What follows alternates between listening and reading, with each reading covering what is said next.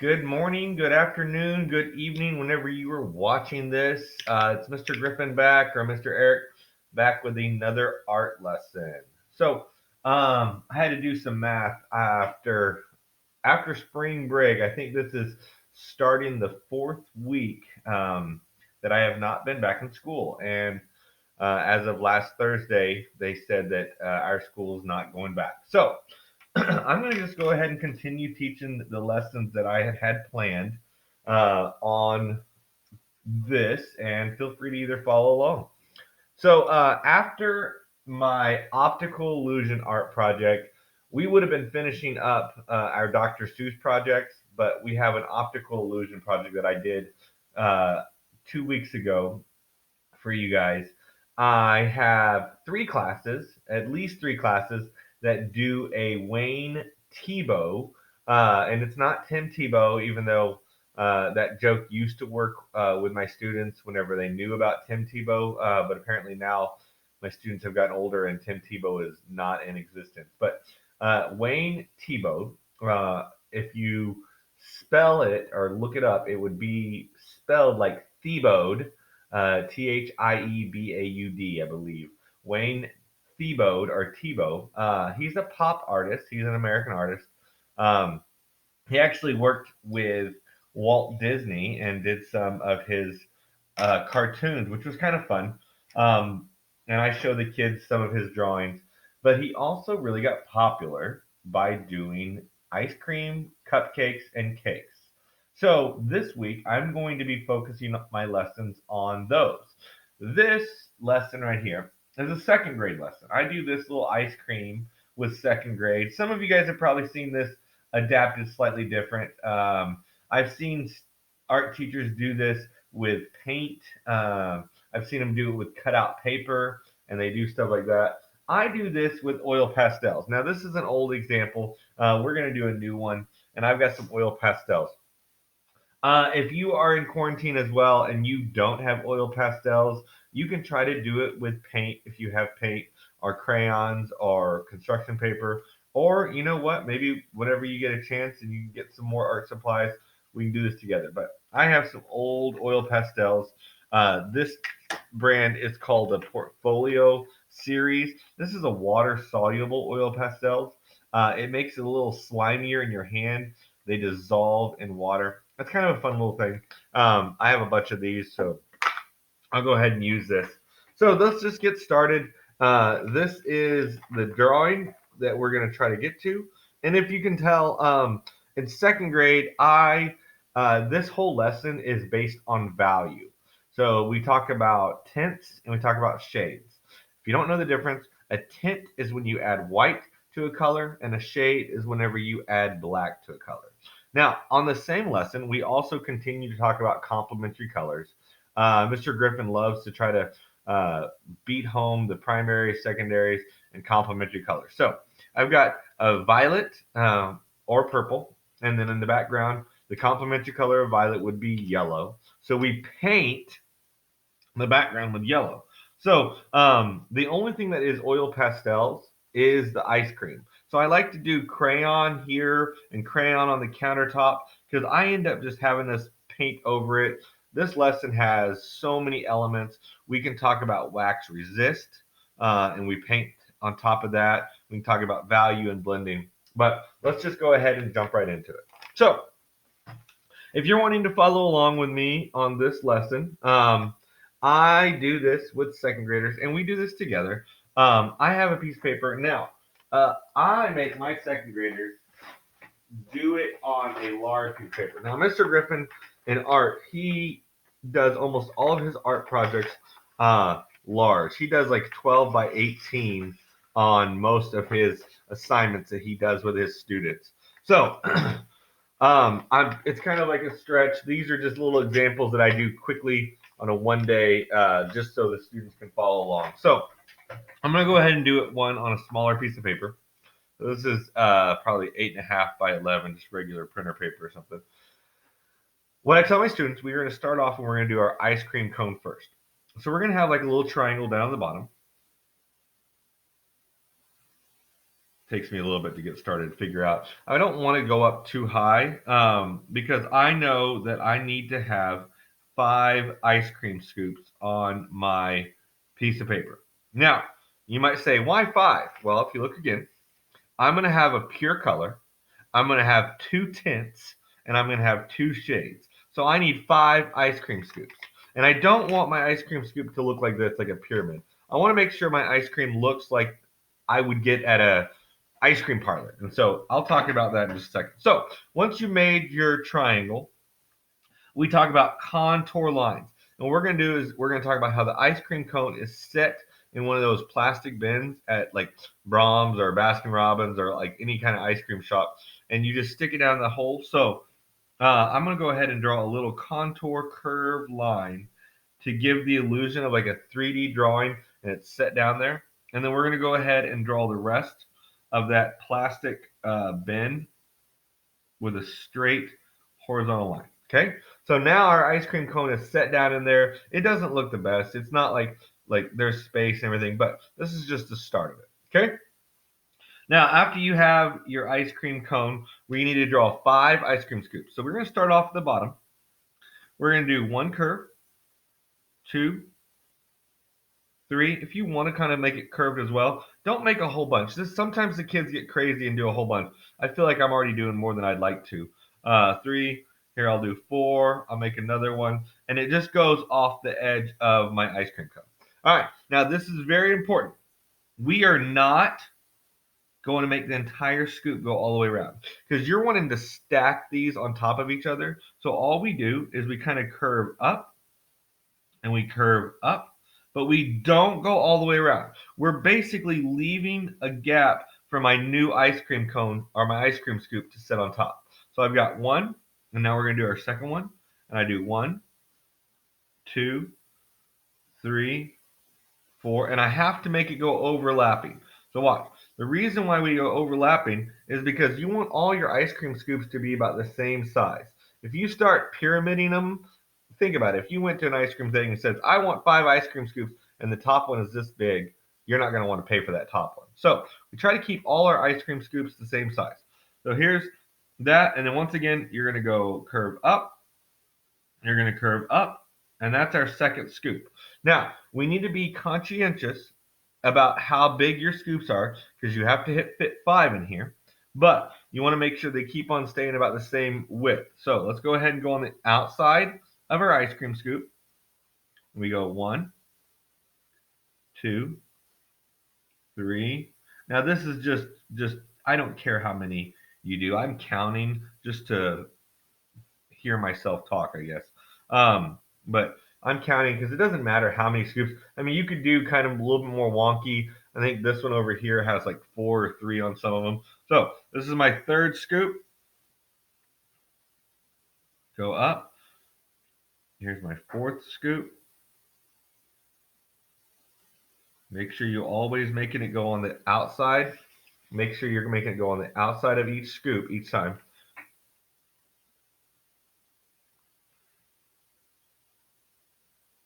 And then I've got enough room to do my 5th scoop. Okay. Now I go on the outside one more time. Now, I don't know if you saw, I'll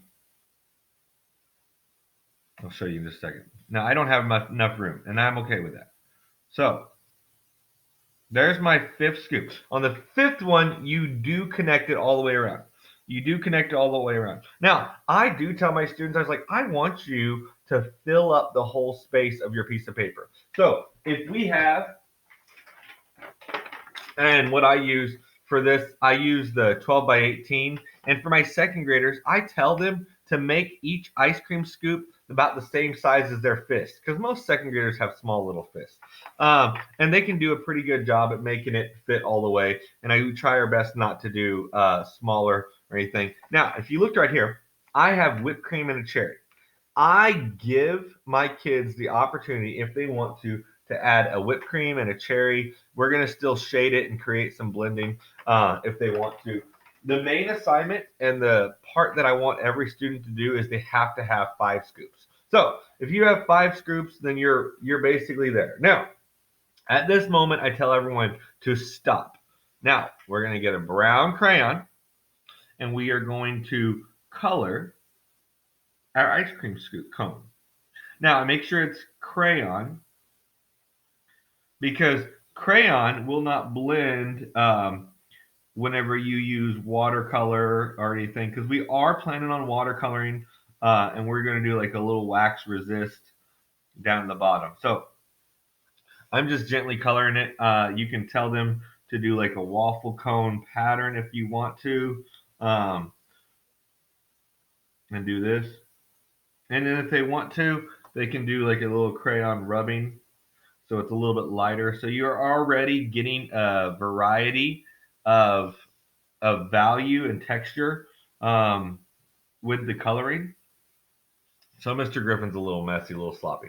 But there's that. And then I just tell him to find another color, whatever color you want. And I just say do a crayon rubbing for down at the bottom of your glass container. So this is like the little plastic container that the ice cream goes on. And I say go ahead and go over it so it gives the illusion that it's plastic or see-through, and you can actually see the shape. Oh, Mr. Griffin's eyesight, and there we go. Okay, so I've got that. Now, here comes the hard part. Now, once you're done with the crayons, I say you have to put them away. This cannot be crayon. This cannot be crayon. Now, maybe if you're really, really good and you want to try to blend some crayon, you can do it. I've shown some students how, yes, if you gradually blend and color lightly, you can get some value. But since this is all about oil pastels and we're trying to do that, I say, okay, at this point, we're going to stop. Now, from here, I let the kids create their own flavor, meaning I don't care what flavor it is. I don't care what kind of ice cream color that you're going to use. I'm going to use this. I don't know. I change my mind a lot. I see this bright orange, red orange. Oh, that looks so pink in this picture or in this video. But it says red orange. But I also like this dark green. I don't have a lot of colors to choose from oil pastels. I give my students a whole bunch more colors. We have a bigger collection at school. But let's just say green. Let's just say green. Okay. Now, once you have green, what you're going to do is you're going to start with the third or the middle ice cream scoop. The middle ice cream scoop is going to be your pure color. So I say, everyone, we're going to do the pure color first. So you just start off coloring it pure oil pastels. You don't need to leave any white paper. In fact, I talk about a term in my class. Whenever we're using crayons, I use the term nice and waxy, because, and then I'll ask my class, I was like, because crayons are made out of what? And they all say wax, and I say exactly. So, I want my crayons nice and waxy. It makes it super shiny. We can buff it later on. I might do a video where I show you how to do that. But for oil pastels, I say, well, we're not going to call it nice and waxy because technically oil pastels don't have any wax in them. That's a little bit different, but I do want it solid. I don't want to see any white for this first ice cream scoop. Now, the reason why I don't want to see any white on the first ice cream scoop is because this one has to be the most saturated with color, because this is where we are going to be tinting and shading. So everything besides this one has to be a different color. This one needs to be pure color. So I'm coloring it and just talking, making you guys listen to me. So this is a pure green. Hopefully this shows up on your screen and you can see it. Now, these two are going to be shades. You need to add green to it first, because if you added black to it first, it's harder to bring it back to a color. So when you add black to a color, you always want to add black gently because black is such a strong pigment. So I'm going to actually just kind of lightly put some green oil pastel. This time, I tell my students, you can leave a little bit of white. You can leave a little bit of background because we don't need as much pure pigment to mix and make a shade. You only need a little bit, but don't get rid of your green. because we'll probably come back and blend the color together. So I'm doing them in a colored circular pattern. It's a little easier to blend colors. But now I've got lighter kind of like this. Now the very last one, you don't need a lot of green at all. In fact, you're going to probably have to come back because you're going to put more black in there. But if it starts out the same color as your medium one, that's okay as well because we can always add more black to it. But I'm going to go ahead and put a little bit of green oil pastels on that one. I can tell that it gets lighter. I don't know if you can. So we're going to just go ahead and jump right into the shade first. To do the shade, you're going to then put black on your ice cream. Now, it's not really blending yet because, well, one, black, if I push too hard to blend that oil pastel, I would basically get rid of all of the green. Now, I am going to put a little bit more black on this one because I am going to have to go back with the green to pull it in and blend it together. And at this time, there's different ways. You can take a finger. A lot of my kids don't like getting their fingers messy. You can get a paper towel, but you can mix these together that way. Now, I tell them, but we don't need to do that. I say you can actually just go back to the lighter, pure color, and you can actually just kind of like go around in the circle pattern with the black, and you can blend this together. I've seen students use Q-tips. You can use paper towels. I just kind of like to blend it together. I want to get it a solid color. And since this one is the lighter shade, it shouldn't be as pure black. So whenever you do have a black area, maybe you want to put more green into it anyways. All right. I'm just enjoying coloring. So I've got pure green. Hopefully you guys can see that. I've got a darker green shade, shadow. And then last but not least, I've got this one as well. This one I might just use my fingers to see what happens. See if it can still be green and black. So it has a little undertone of the green, but the pureness of the black. That looks pretty good, honestly, from here. So I hopefully that looks like it is darker, but it still has a little bit of green tone to it. So if not, I can always add more green and then jump right on top of that with black.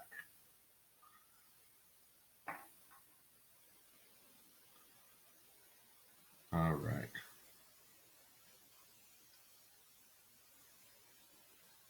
Fair enough. Good enough. All right. Now, to do these two, we're going to do the opposite. So when you make a tint, you add white to a color. But if you've ever tried to paint or if you try to actually use colors, when you put a little bit of white on such a strong pigment, it takes so much white and it takes so long to actually change it. So what I tell my students, we're going to do it differently. We're going to start off now with what? And I actually tell them this one, make almost white, white, white. And they're like, what's the point? You can't see it. I was like, I know. But we're going to go ahead and like color this white. And I color it kind of dark because it's not going to take much pigment to change that white. In fact, I already had some white on it. And then over here, I'm going to still, I mean, I had some pink on it. I didn't really want that. And I'm going to do it again on here, but maybe not add quite as much white. And we can still go back and forth. So we're making a tint. A tint is with white. So I'm going to start putting the green mixed with the white. And it should already be like kind of like a mint color, minty, because the white's already in the ice cream cone, the ice cream scoop. And I'm just going around, blending, blending, blending, blending, blending, blending. Happy trees, happy ice cream scoops. Just think how good it would be to eat this ice cream. I mean, I don't know about you, but I can just imagine how tasty this would be.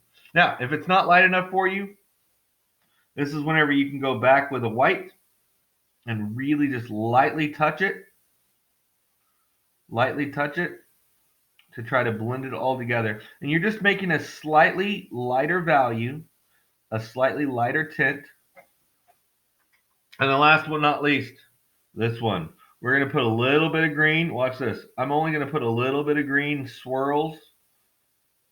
And I'm going to finish it off by going back on top of it with the white.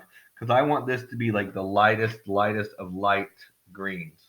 So I'm going to take that and then I'm going to stir with my white.